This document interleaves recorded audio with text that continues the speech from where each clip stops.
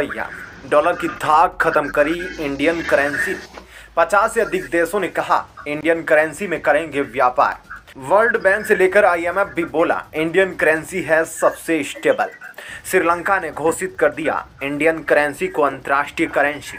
अब भारतीय रुपया हुआ मजबूत, फॉरेन करेंसी में हुआ शामिल। दोस्तों, यह बात तो आप सभी जानते हैं कि वर्तमान में पूरी दुनिया में अगर किसी को अंतर्राष्ट्रीय व्यापार अथवा लेन देन में एक सुई भी बेचनी या खरीदनी होती है तो उसे अमेरिकी डॉलर में लेन देन करना होता है। और यही कारण भी है कि अमेरिका पूरी दुनिया पर इसलिए धाक जमाता है क्योंकि अगर उसने डॉलर बंद कर दिया या डॉलर की सप्लाई बहुत कम कर दी मार्केट में तो आधे से ज़्यादा देश तो भूखे ही मर जाएंगे, क्योंकि उनके पास डॉलर होगा नहीं और वे अपने खाने पीने की वस्तुओं का आयात नहीं कर पाएंगे। लेकिन अमेरिकी डॉलर के अलावा भी कुछ और करेंसी है जिनको अंतर्राष्ट्रीय स्तर की करेंसी का दर्जा मिला हुआ है। सरल भाषा में समझे तो अंतर्राष्ट्रीय व्यापार में फिलहाल डॉलर का ही रुतबा है, मगर अब इस डॉलर के सामने अन्य कुछ मुद्राएं जैसे यूरो, जापानी येन, ब्रिटिश पाउंड और चीनी युवान भी है। लेकिन अब इन अंतर्राष्ट्रीय करेंसी के साथ साथ भारतीय रुपया का भी उपयोग होना शुरू हो चुका है। दरअसल हाल ही के पिछले कुछ महीनों में अंतर्राष्ट्रीय लेन देन के लिए रुपये में चलन की कवायद जोर पकड़ने लगी है। जी हाँ दोस्तों, बीते दिनों सेंट्रल बैंक ऑफ श्रीलंका ने बताया कि वह श्रीलंका में भारतीय रुपये की विदेशी मुद्रा के रूप में नामित करने के लिए भारतीय रिजर्व बैंक RBI की मंजूरी का इंतजार कर रहा था। अब एक रिपोर्ट सामने आई है कि भारत के अपने इस पड़ोसी देश के बैंकों ने विशेष रुपया व्यापार खाते खोले हैं जिन्हें वोस्ट्रो अकाउंट कहा जाता है। अब इन्हीं वोस्ट्रो अकाउंट के लिए RBI से काफ़ी देश मदद मांग रहे हैं। भारत के पड़ोसी देश श्रीलंका ने सार्क क्षेत्र में व्यापार और पर्यटन को सुविधाजनक बनाने और बढ़ावा देने के लिए RBI से भारतीय मुद्रा के लिए अनुरोध किया था। दरअसल दोस्तों, नाम निर्देशित देशों के बीच अंतर्राष्ट्रीय लेन देन के लिए विशेष खातों को वोस्ट्रो कहा जाता है। भारत ने ऐसे अकाउंट अब श्रीलंका में खोल दिए हैं।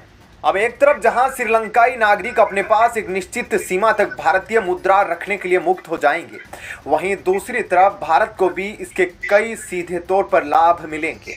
सबसे बड़ा फायदा तो यही होगा कि भारत जिन वस्तुओं का आयात करता है वह पहले की तुलना में अब सस्ता हो जाएगा।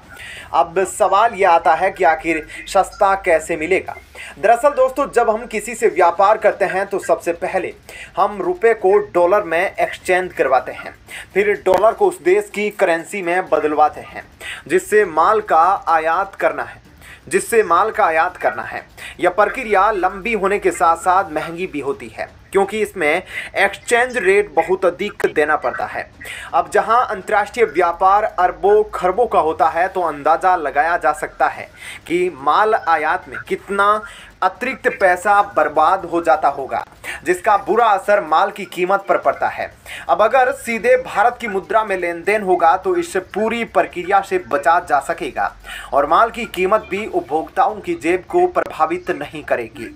अभी रुपए में भारत का अंतर्राष्ट्रीय व्यापार करीब 2% होता है और ये अगले 5 सालों में 20% तक पहुंच सकता है।